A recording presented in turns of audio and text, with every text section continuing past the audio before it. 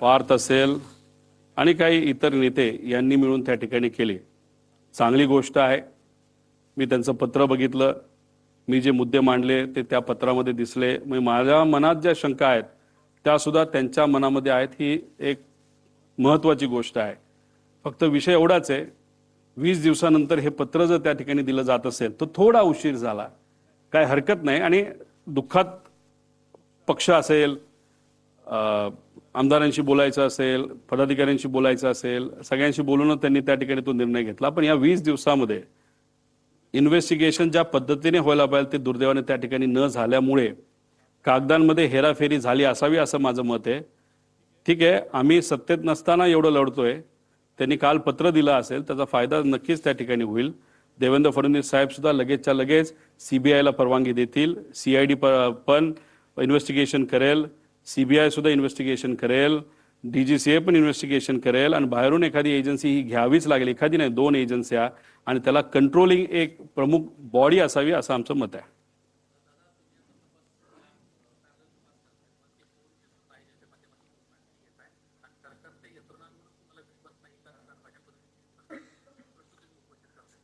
काल ज्या रिपोर्टचा तुम्ही उल्लेख मगाशी केला की तो डीजीसीए कडनं तिथं आला होता, त्याच्या मॉडेल विमानाच्या मॉडेलमध्ये चूक झाली आहे, त्याच्याच बरोबर विमान रजिस्ट्रेशनमध्ये चूक झालेली आहे। मग त्या एजन्सीकडनं तपास हा योग्य पद्धतीने तो सुद्धा टेक्निकली होईल हे कसं आपण मानू शकतो? त्याच्याच बरोबर ज्या काही गोष्टी आता होत चाललेल्या आहेत, जसं मंत्री जे एव्हिएशनचे मंत्री आहेत त्यांचा नाही तर त्यांच्या पक्षाचं व्हीएसआर बरोबर मैत्रीचे संबंध त्या ठिकाणी दिसतात, आता तरी मैत्रीच त्या ठिकाणी। मग अशा पद्धतीने आपल्याला न्याय मिळणार आहे का इन्व्हेस्टिगेशन बद्दल? आणि ज्या पद्धतीने इन्व्हेस्टिगेशन चालली, म्हणजे सीआयडीचा अजूनपर्यंत रिपोर्ट आला नाही, प्रिलिमिनरी रिपोर्ट आतापर्यंत यायला पाहिजे तो अजूनपर्यंत मिळाला नाही, मग का उशीर लावला जातोय? आणि हे करत असताना मालकच अमेरिकेत जाऊन जर बसत असेल तर शंका घेण्यासारखंच आहे।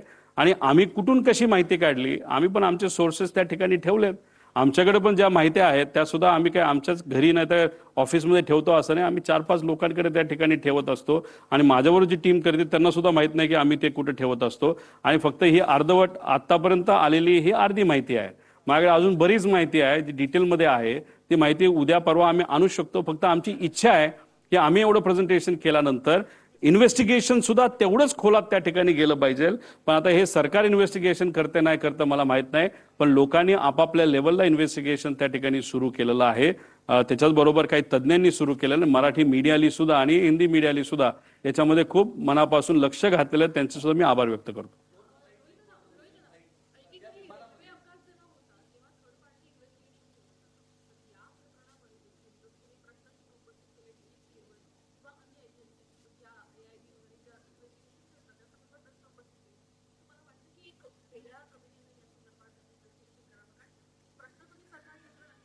शंभर टक्के सीबीआय घ्यायची असेल तर घ्या, सीआयडी घेतलीच आहे ती ठीक आहे, त्याच्याबरोबर डीजीसीएची आहे त्यांची इंटरनल इन्व्हेस्टिगेशन एजन्सी, हरकत नाही। पण भारताच्या बाहेरच्या 2 एजन्स्या तुम्ही घ्याव्यात आणि ह्या सगळ्या एजन्सीला रिपोर्ट करण्यासाठी नाही तर रिपोर्ट ज्यांना केलं पाहिजे त्याला एक कमिटी फॉर्म करा। त्या कमिटीमध्ये मी जसं सांगितलं महाराष्ट्रात विरोधी पक्ष नेता नाही तर त्यांचा घेता आला असता, पण देशाचे विरोधी पक्ष नेता तुम्ही घ्या, त्याच्याच बरोबर काही माजी चांगले अधिकारी तुम्ही घ्या, माजी जजेस तुम्ही घ्या, अजितदादांच्या पक्षातले काही लोकांना तुम्ही घ्या आणि काही चांगले तज्ज्ञ त्याच्यामध्ये तुम्ही घ्या आणि ह्या कमिटीला हा रिपोर्ट सादर केला पाहिजे। कमिटीच्या मनामध्ये जे प्रश्न आहेत ते त्या एजन्सीला पण विचारण्याची संधी त्या ठिकाणी दिली गेली पाहिजे। त्यामुळे अशा पद्धतीने पारदर्शक हा तपास व्हावा अशी आमची त्याच्यामध्ये मागणी, पण आज ते होताना दुर्दैवाने त्या ठिकाणी दिसत नाही। व्हीएसआरला पाठबळ दिलं जातं, जर खरंच तुमच्याकडे सत्ता आहे ना त्या सत्तेचा वापर करून व्हीएसआरला आत्ताच्या आत्ता कुलूप लावण्याची धमक अजितदादा आज असते आणि त्यांच्या परिवारामध्ये नाही तर त्यांच्या कुटुंब त्यांच्या राष्ट्रवादी परिवारामध्ये जर एखादी अशी घटना घडली असते, दादा जर आज असले असते, दादा म्हणले असते राजकारण बाजूला, आत्ताच्या आत्ता ही व्हीएसआर बंद करा, ही दादाची धमक होती। ती धमक मात्र आज सत्तेत असणाऱ्या लोकांकडनं दिसावी अशी लोकांची आणि आमची अपेक्षा आहे।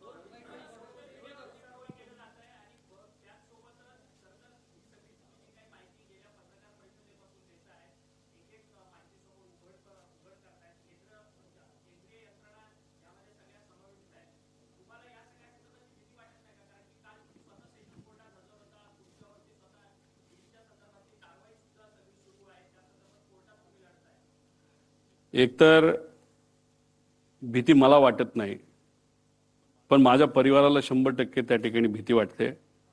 एवढ्या मोठ्या लोकांना जर तू अंगावर घेत असेल, त्याच्याच बरोबर एवढी मोठी लोक जर कुणी असेल, कारण ही घटना घडवायला फार मोठे लोक त्याच्या मागे असू शकतात, नाही तर लागतील.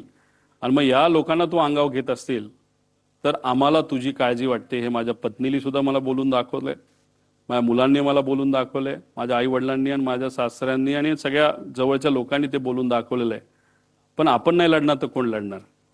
कारण का हा विषय अतिशय भावनिक आहे, महाराष्ट्रासाठी सुद्धा आणि आमच्या परिवारासाठी सुद्धा. जर भीतीपोटी आम्ही थांबलो, शांत बसलो, तर आम्ही मराठी माणसं कशाचे आणि आम्ही पवार कसले? आम्ही लढत आहोत, ठीक आहे, भीती आहे.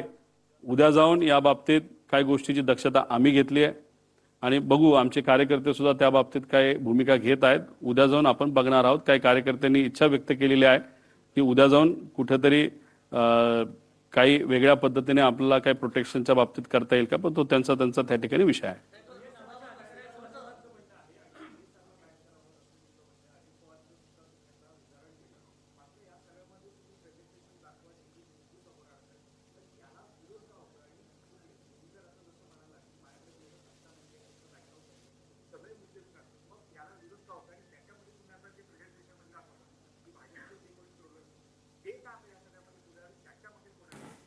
नाही, कोण आहे नाही